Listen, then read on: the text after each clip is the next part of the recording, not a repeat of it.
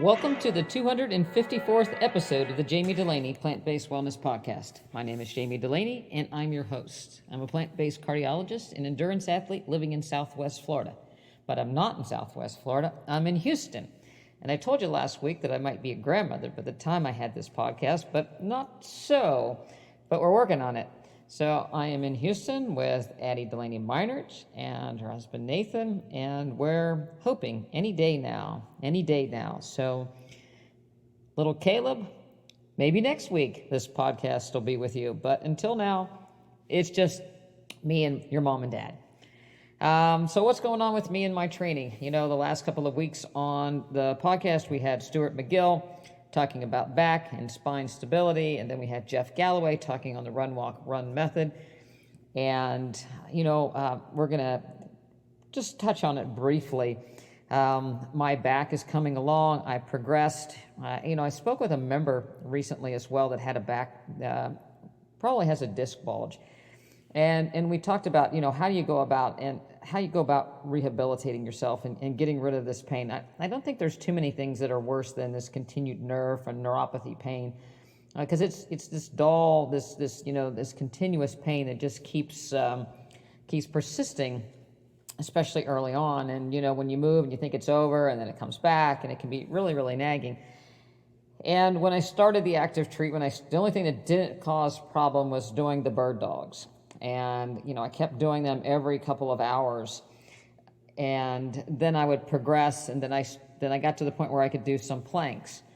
And then I got to the point where I could do some planks and rotate. And you test it, and I stand up and I lift one leg and I veer to the right, because I had different muscles that weren't contracting. And so it's been taking a long time, but I have had to focus on what I can do now that I couldn't do before. And it continues to progress. One of the things that Dr. McGill talks about is doing a suitcase walk. And that's literally, where you walk with something in one arm, so a weight in one arm versus, nothing in the other. And it causes you to actually engage your core to keep yourself upright and not leaning to one side to the other. So I started adding those into the mix. And in doing that, I started with a light weight and then gradually increased that weight. I've added goblet squats to start, adding more challenges to spinal stability.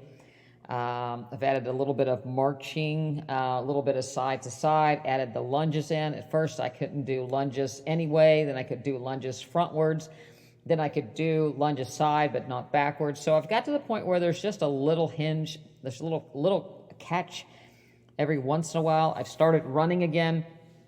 I'm doing Jeff Galloway's method. I actually signed up for his program that does 30 weeks to a marathon, looking for somebody that wants to have a good time, and giving myself 30 weeks till November, which is theoretically when we have our swim run event in Austin. So I am doing, I started out doing 30 seconds of running and 2 minutes of walking. I started out walking first, and then I increased the duration of my walk so I could walk 3 miles, and then I, threw in a couple 30-second runs or jogs, and then I've continued to progress to the point now where I usually warm up for about 10 minutes, and then I go into a 2 minutes of run and 30 seconds of walk. As part of his program, he does some cadence type drills. So again, I'm looking at form, good arm swing, and trying to keep a good cadence, trying to toe off, trying to keep upright, and then retesting. If I walk worse or it hurts worse after, then I got to cut it short that day. And so now I've got up to 5 miles where I'm doing that for the most part, 2 minutes and then 30 seconds. And doing good and not feeling worse afterwards. So everything is progressing. My run is not where it should be, but it's better than it was because I couldn't do it at all. So you have to kind of keep focusing on what I couldn't do and what I can do now.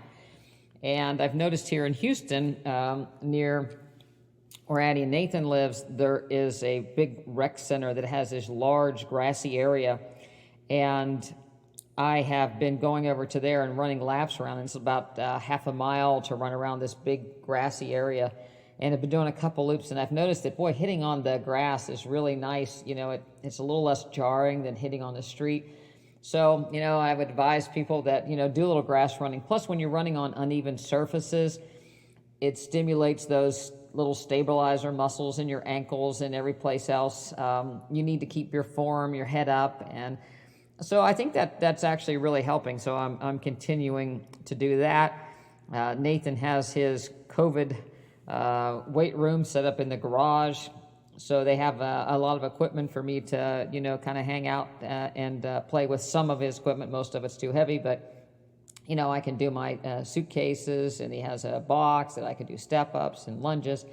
And so I'm continuing to keep those things up. And Addie and I have been doing daily runs and run walks. So she is 39 weeks pregnant, and she is still jogging for about a minute at a time and 30 seconds, or a minute run today and a minute walk at 39 plus weeks pregnant. So, anybody out there that's thinking about or pregnant or having a baby or thinking about it, you don't have to sit on the couch. She has had a great plant-based pregnancy and has continued to exercise and continued to lift weights, and she's done very, very well. So I think that's a testament to her, and should be encouraging for a lot of people that she's really, maintained, a good weight gain, a safe weight gain, but continue to maintain her endurance and her strength.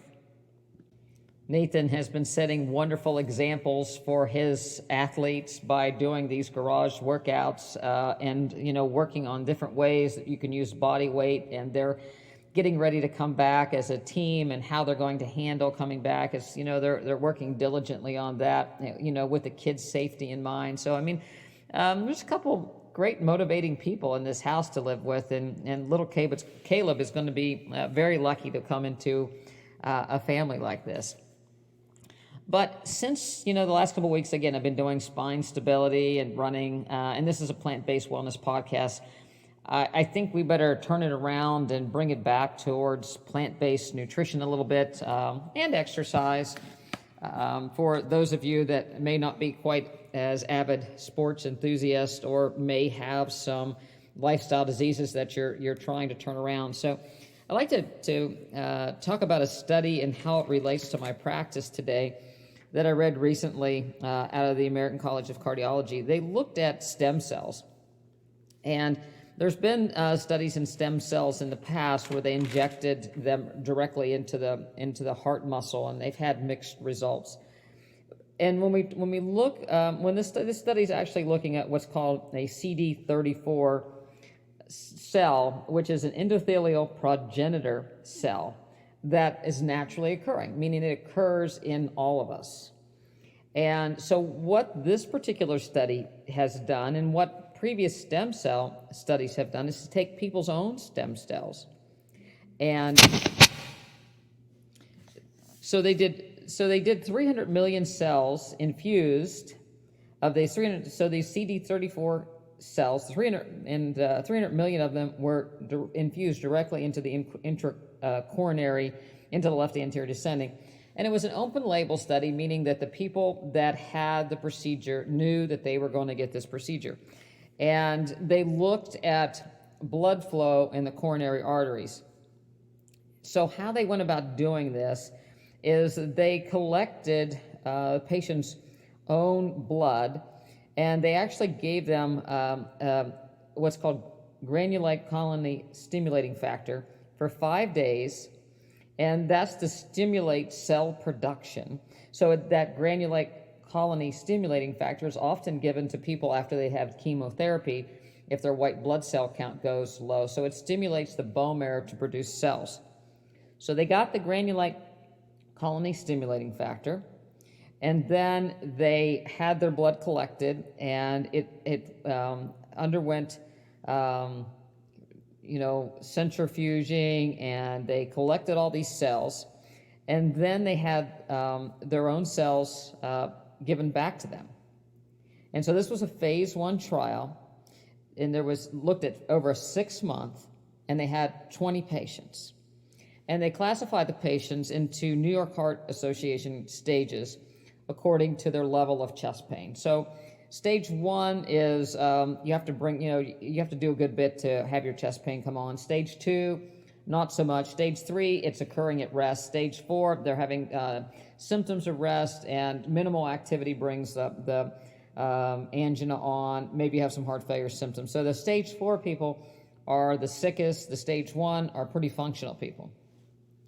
And they looked at quality of life via a questionnaire, things like physical limitations, the frequency of their angina or chest pain, how stable it was, meaning that they could it came on with exertion or it came on at rest.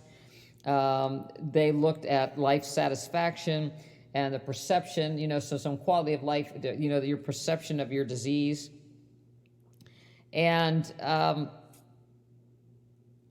what they found was that the people with stage 4, they had 10 people that went to a level, went from a stage, dropped to 4 in stage 4. They had 5 people that went to 1 person and that remained in class 3. They had 4 people that were class 2 that actually increased to 6 people in class 2. They had 1 person that was as class 1 that actually went to 8 people in class 1. So they didn't look at survival, and this was over 6 months. They really didn't look at any kind of stress test. It was just, what we talked about. And so there was a suggestion that this could be a benefit. And again, so the people underwent a heart catheterization, and then they had these cells infused directly into the artery, the left anterior descending, that went down the front of their heart. So previous studies, they injected these stem cells right into the heart muscle, and they've really not found much in the way of benefit, and they've had some complications with deaths, and, it was thought that, maybe this is not quite ready for showtime, so to speak. But this was in the intracoronary, so it's like, okay, maybe they'll do some phase 2 trials because, again, this seemed a little bit more promising. There were certainly less side effects to it. Before, when they've done the intracardiac, they looked at things like mortality and heart failure and a 6-minute walk test and ejection fraction and the volume of the heart, for heart dilatation. So they were a lot more rigorous in what they were testing in the previous study, so that these studies will have to, the subsequent studies with the intracoronary stem cells, will have to, look at those things to see whether or not such a procedure will be beneficial. And again, people had to undergo a heart catheterization with cannulation of the coronary artery. They had to collect these cells. So this is a long, drawn-out procedure to give these people a big dose of their own stem cells. So what they postulate how this works is that it improves endothelial function. And right away, where I'm leading to this is, well, this goes back to plant-based nutrition and exercise. So we know that eating plants and eating a whole food plant-based diet without oil improves endothelial function. So the question I would have then is, well, does eating a plant-based diet and exercising, is there some way that we can increase these progenitor cells, these CD34 positive cells, to increase? And, lo and behold, there is some relevance to that. So if anybody can make CD34 cells, even the sickest of the sick, we should be able to take sick people, class 4 angina people, and put them on a whole food plant-based diet and increase their activity so that they too can, again, produce these cells that will ultimately improve blood flow through the development of collateral blood vessels, as well as nitric oxide production that dilates those blood vessels. So let's go back and let's back up and see what eating plants actually does for you. And so when we say eating plants, we're talking about the greens, the kale, Swiss chard, cauliflower, broccoli, arugula, collard greens, mustard greens, turnip greens, Swiss chard, spinach that people eat that mixes with the microbes in your tongue and the amylase in your saliva to produce nitric oxide. So we know that works. There have been multiple studies that look at the production of nitric oxide about 15 minutes after you chew those greens. And then another half hour or so when it hits your small intestine, there's another bump. So we know that works. However, nitric oxide production in and of itself, just eating the greens, is just part of it. If you continue to have a lot of oxidation and eat animal foods, then it tends to block that oxidation. And how that works is that by eating animal protein, so the metabolism of protein will produce a competitor for nitric oxide synthase, and that is called asymmetric dimethylarginine, or for short, ADMA. So I'm going to say it again. ADMA is made by the metabolism of proteins. So right up front, that is something that we need to stop and talk about, because everybody's always worried about, where do you get your proteins? Will I get all my essential amino acids if I'm eating a plant-based diet? Just again to review, there are 9 essential amino acids that come from only eating, but they all come from plants. So animals eat the plants to get the essential amino acids. You can eat the animal that ate the plants, but ultimately the plant had to produce those essential amino acids. A complete protein is one that contains the same percentage of amino acids that's in skeletal muscle, or similarly. So animal muscle, such as steak, animal meat, tend to have the same percentage of the 9 essential amino acids because, again, muscle is muscle. However, when this ADMA goes up from the metabolism protein, nitric oxide synthase decreases, thereby negating what you did by eating the greens and producing the nitric oxide, because we need the nitric oxide synthase to complete that enzymatic reaction. So if you're eating animal protein, you're going to block the production of nitric oxide by plants. So you have a vessel that's abnormal in people that have cardiovascular disease or vascular disease of any kind. The endothelium can't produce the nitric oxide like it should. The treatment, plant-based treatment, would be to eat it. But again, if you eat animal protein, then we're going to block that. Dimethylarginine dimethylaminohydrolase. So that's DDAH, dimethylarginine dimethylaminohydrolase. That actually destroys ADMA and hence increases nitric oxide synthase. But this DDAH is impaired when people have high cholesterol, high triglycerides, insulin resistance, hypertension, or they smoke. So again, if you eat animal protein, it breaks down and causes the production of ADMA, which blocks the production of nitric oxide synthase. But there's another enzyme, DDAH, that will block this ADMA. However, that is in turn blocked if you have high cholesterol, high triglycerides, insulin-resistant, hypertension, or tobacco. So I've said nothing about the fat involved in eating animal products right now, only the protein. So we eat protein, it's broken down, causes a chemical that blocks the production of nitric oxide synthase. Our body still has a mechanism to overcome that. However, when our health has declined to the point where we have high cholesterol and we have all these other things, we can't produce that chemical either, and hence we have low nitric oxide capabilities across the board, whether we eat green leafy vegetables or whether our endothelial cells cannot produce it. In addition, when we eat animal protein, it breaks down and interacts with the microbes in our colon to produce a chemical called TMAO. and TMAO is very inflammatory. So again, meat eaters have microbes. They select for a microbe population that will make, in the presence of animal protein, a chemical that causes inflammation, TMAO. Again, I haven't talked anything about a high-fat or a low-fat diet, just protein. But, again, we don't just get protein like the restaurants would have you. What kind of protein would you like tonight, sir? It's what kind of meat would you like? And meat comes with protein and fat and cholesterol. So you're not going to just eat protein. The only way you can just eat fat is if you're eating butter or plain oil or ghee or something along those.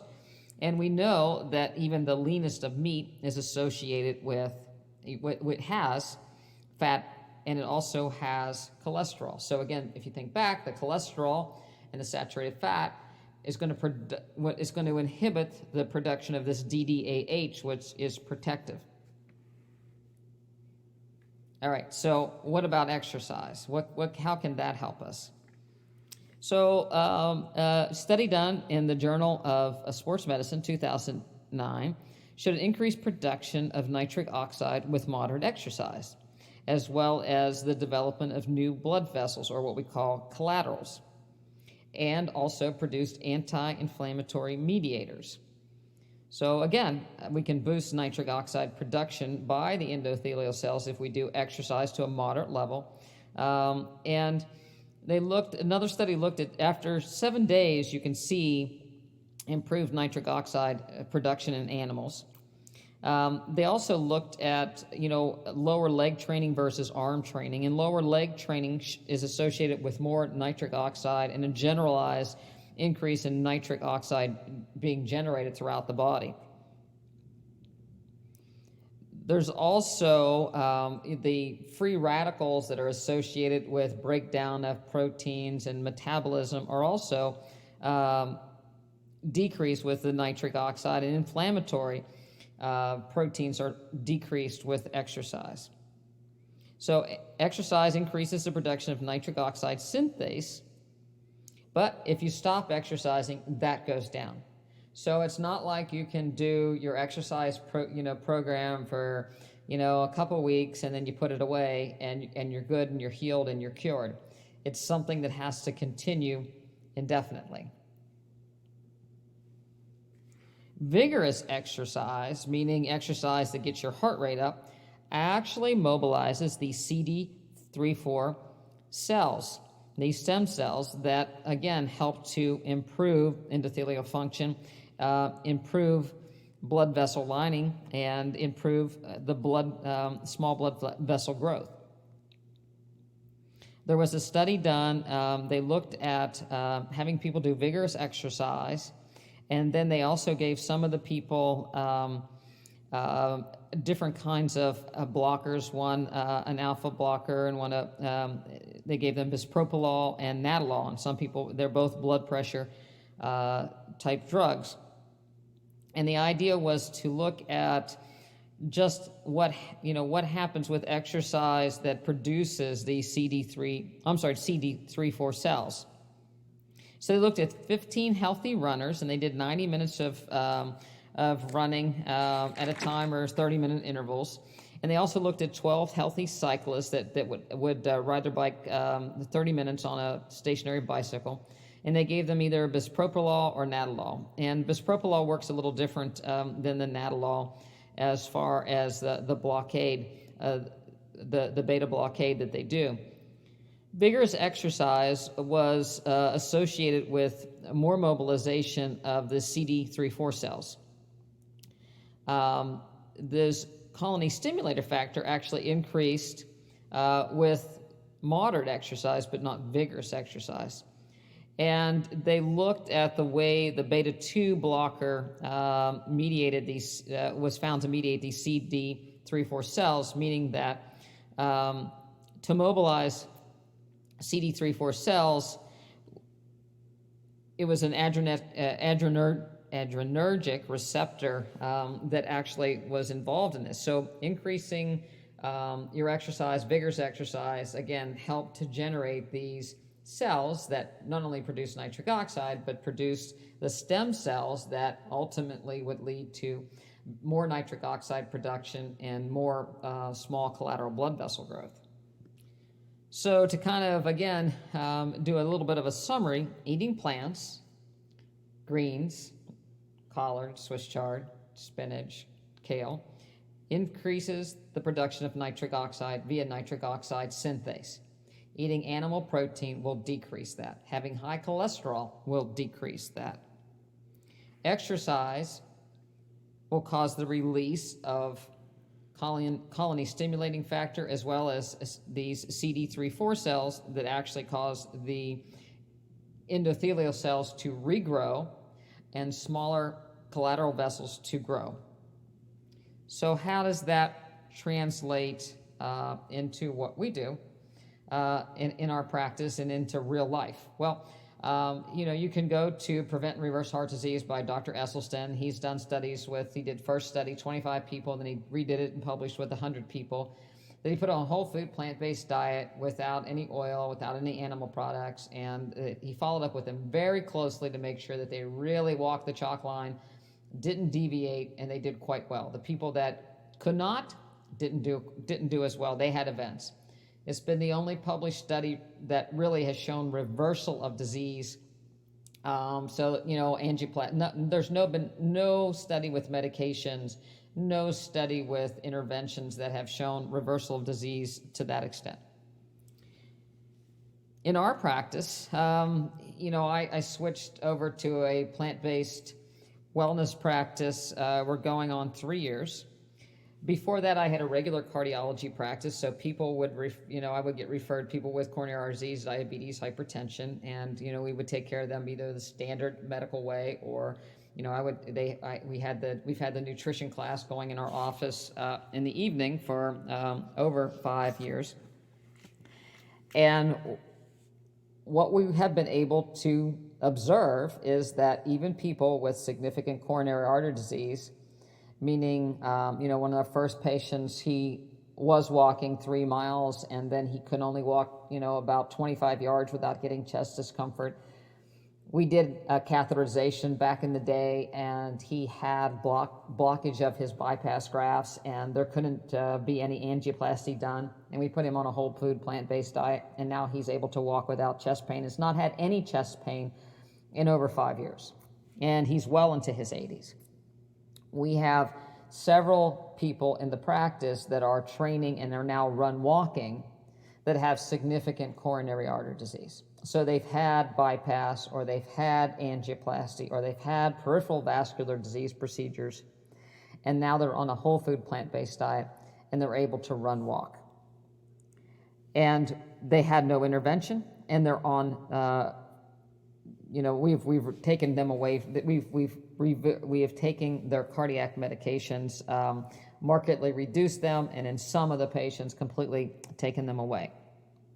And of course, also the side effect of that has also been a weight reduction and diabetes reversal in some of those as well.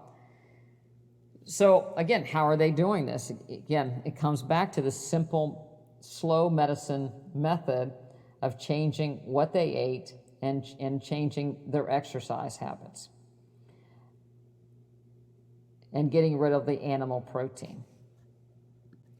Recently, I had a friend give me a text, and she wanted to know what to do about an elderly patient that was repeatedly coming to the emergency room with heart failure and chest pain. And she wanted to know my experience with some of the new medications that have been used to treat heart failure. And I said, I really don't have that much experience with those medications because I haven't had to use those.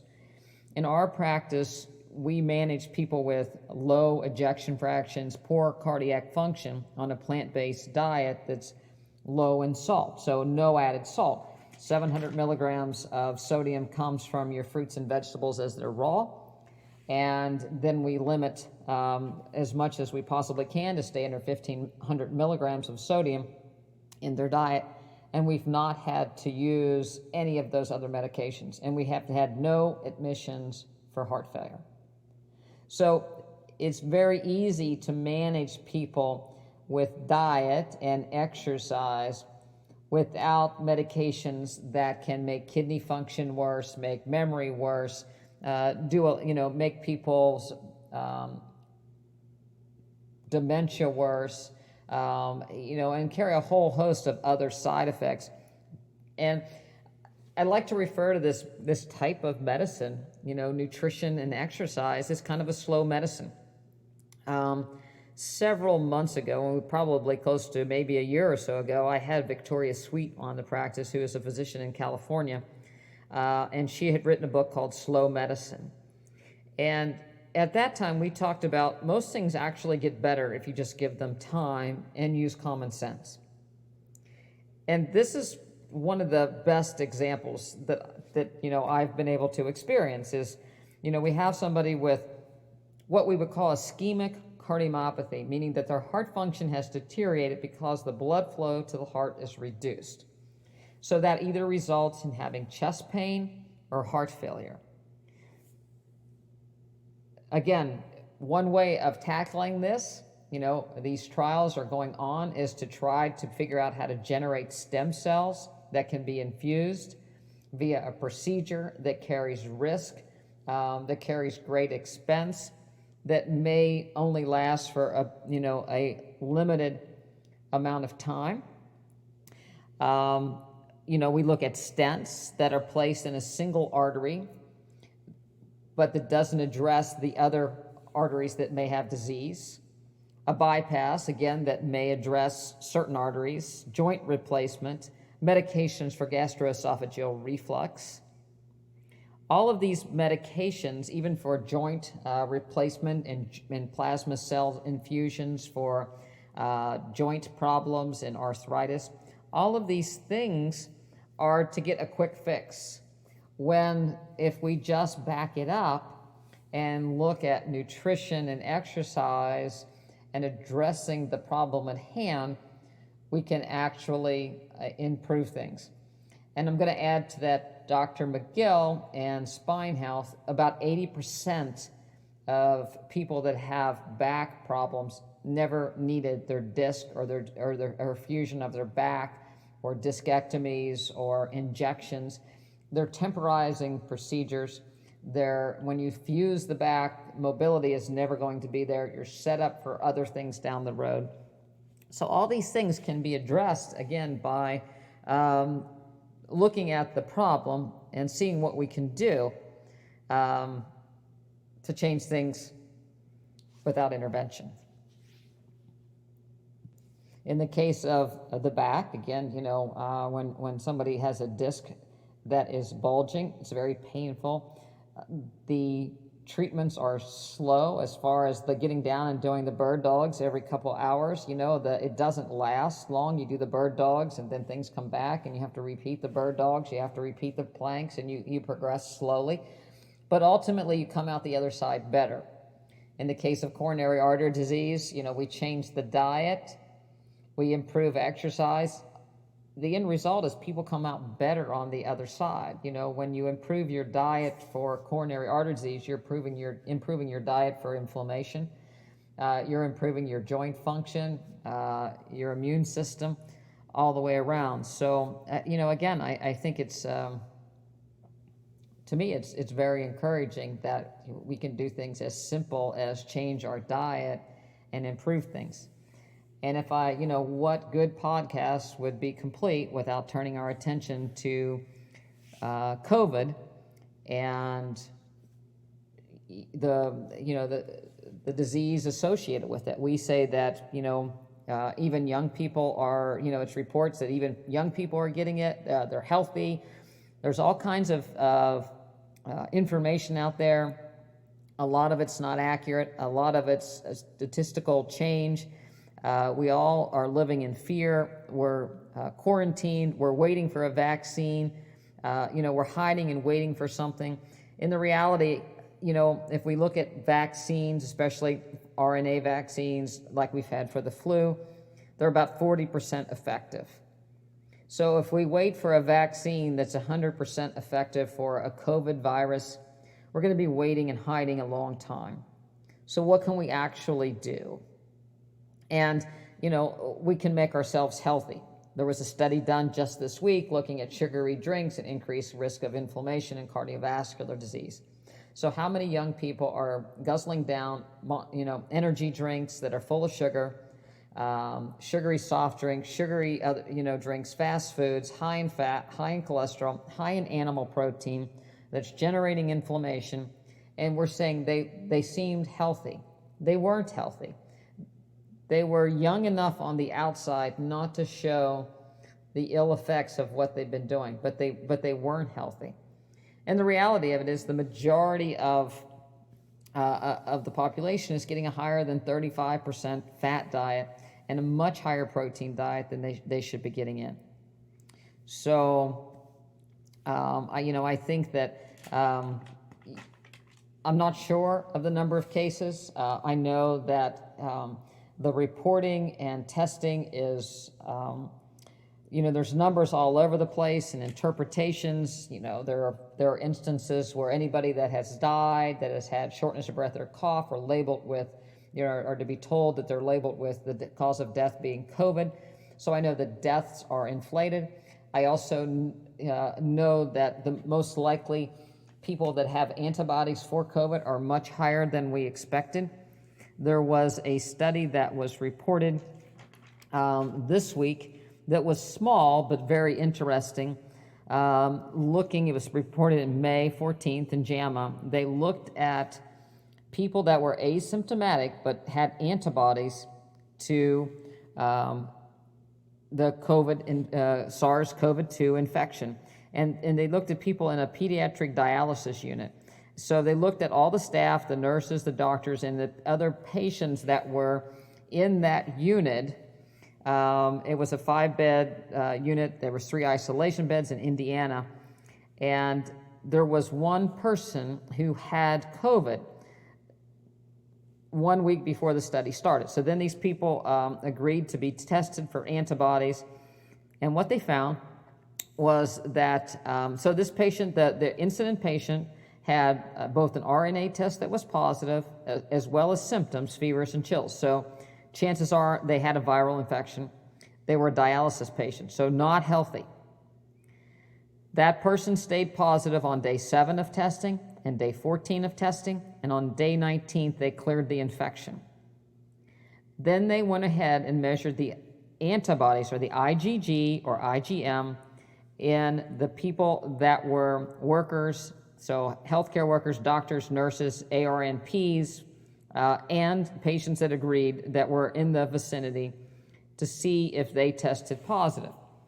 And there were 13 patients, 9 nurses, 2 nurse practitioners, 4 staff members, 10 docs. And in the beginning of the study, 2 had negative tests but had fevers and upper respiratory tract infections, and but did not test positive for the RNA. Day 21, 11 out of the 25 workers, 44%, and 3 out of 13 patients, 23%, all had antibiotics to COVID, but never had symptoms on day 1 through 21. So in other words, they were in a room, in a facility, where there was COVID, or a patient with COVID. They had no direct exposure. They had no symptoms. They had no virus in their bloodstream or their sputum, yet they developed antibodies. So to me, and again, this is the first of this kind of study, but to me this says something for herd immunity. So let's translate that, and I'm just a cardiologist. Let's translate that to your local grocery store. So you go into your local grocery store, and there has been somebody there that ultimately had COVID at some point. Maybe they walked in asymptomatic, maybe 4 days later they had COVID. But there is a possibility, and I'm sure when we do more IgG and IgM testing, that we're going to find more and more people have antibodies, meaning that they've been immunized through nature to develop antibodies against this virus without having ever had symptoms of the virus. So if you translate that further, and we're all so afraid to go out, healthy people, otherwise healthy, are afraid to go out into the community, and we're all wearing our masks that are not going to prevent anything other than us to breathe well, then we're perhaps decreasing our ability to become resistant to COVID and to have it to go down and to have antibodies against this disease than we would have if we just went out on about our business. So yes, I'm coming as a healthy people. I think it's time we come out of our houses. I think it's time we go to the grocery store. I think it's time that we start to resume normal activity. I think we have to use our heads, coming up with, ways that make us feel better, 25% occupancy, or, rotating certain things, or testing people every day. I think that these are things that make us feel better, but have no scientific merit. I think that it would be scientific merit to check hospital workers to see how many that don't have the disease are actually converting and having antibodies to COVID. I also think that we should start to report positive information that people had, just like we know that 98% of people that get COVID don't ever require hospitalization and they get better. Even nursing home patients survive this, so it's not a uniformly deadly disease. Just like with any other illness, there's got to be something that stimulates an illness and a person's reaction to that illness. So what we can do as healthy people is to promote health by eating a whole food plant-based diet, rich in color, rich in antioxidants, exercising, and going out into the sun, and going out and interacting in a community, and not being so afraid. I think there's a real problem when we only get when people only report bad news, when people report only one side of the story, when people aren't asking the difficult questions. Why should I, how does this work? Where did this come from as far as, the mask? Again, the studies are very, very rare. We've not been in a situation like this. There's more false information. There's more interpretation than you can even imagine. It's to make heads or tails of this is very difficult for physicians, let alone people that haven't been trained in medical techniques and medical procedures and testing. Inflammation, immunology is a very difficult subject, and when you get news reporters starting to talk about that, and lay workers starting to talk about that, I think it becomes very confusing. I also think we as healthcare providers need to. There was a book when I was in medical school that basically said, when something bad happens, the first thing you should do is stop and take your own pulse. I think doctors need to stop and take their own pulse right now, and don't misinterpret or overreact to some of the things that are out there. We have been led by the nose by the pharmaceutical industry.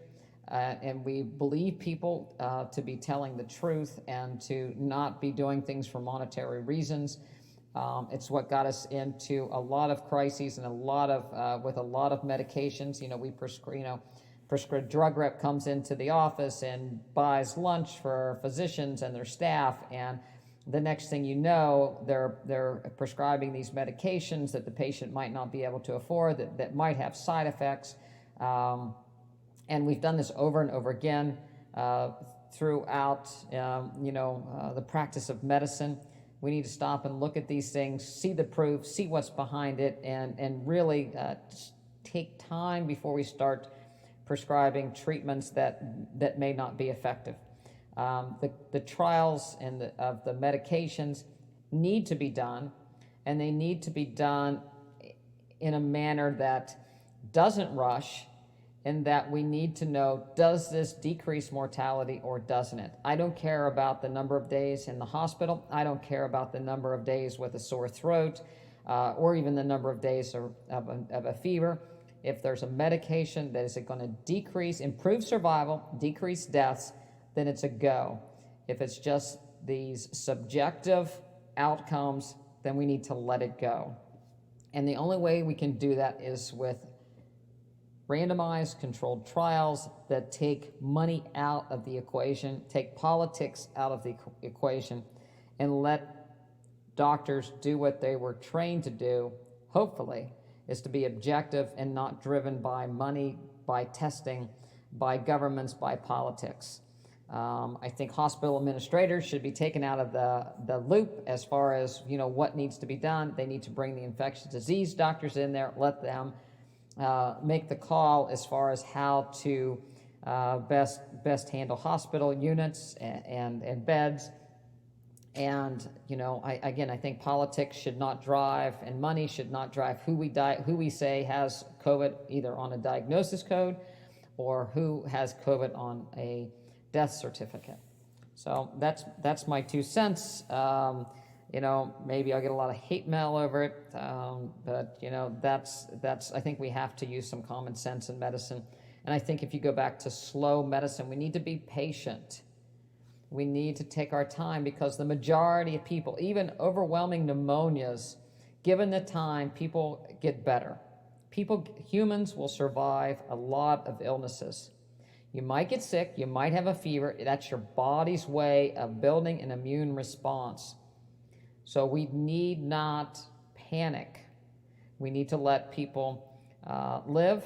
I'm hearing domestic violence, increased jail admissions, people hungry. We're being pushed into unreasonable conditions here because of fear of the unknown. So again, that's my take on it. I think there's a lot of positive. Again, eating whole food, plant-based, exercising, going outside, it's going to make you so much healthier. It's going to improve your mental status, and quit worrying about the what-ifs. We need to live in the now and to take care of the situation at hand, assess where you are, and make the best decision and go forward. I have so many people that are having so much anxiety over the possibilities of what if, and I do sincerely believe that the risk is much less than what is being hyped by the media and by politicians. So eat plant-based. Once again, make your plates very colorful. This week in Houston, we had shepherd's pie last night with collard greens and carrots and peas and lentils and mashed and white potatoes. Lunch today, I had a kale Moroccan salad with kale and cucumber and peppers and orange sweet potato and cardamom and turmeric and garam masala. We had tofu and tomato and mustard greens and mushrooms one night. I made homemade salt rising bread with fermented potatoes that we've had. So, we've had an abundance of colorful food. I drove here from Florida to Houston, and I had a kale salad and watermelon and mango and papaya with me. So, there's so many things we can do to eat healthy and, get out and run and move. If my 39-week pregnant daughter can get out and run, so can you. So get out and get some sunshine and some air. And I'll talk to you next week, and hopefully Caleb will be in the background. Take care.